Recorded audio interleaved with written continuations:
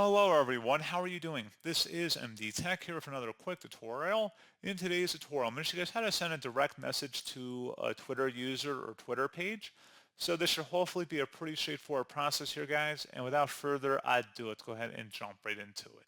So a couple different ways, assuming that their profile has messages enabled. Now, some people you cannot send messages to. However, it's pretty easy to find out whether they are or are not on that list. So if they have a little envelope next to their profile icon, it means you can message them. So if you select that, go ahead and send a message. Now, some people you have to be a verified user in order to send a message to as well. So there could be certain requirements for that too. And you can also select messages on the left side and then select maybe later. And you can go ahead and select the new message option and then go ahead and actually search for a person, locate them, and then select next, and then actually type in a message here. In this particular case, you have to be verified in order to send them a message. But for a lot of people, you don't have to be. So just a couple of different things to point out.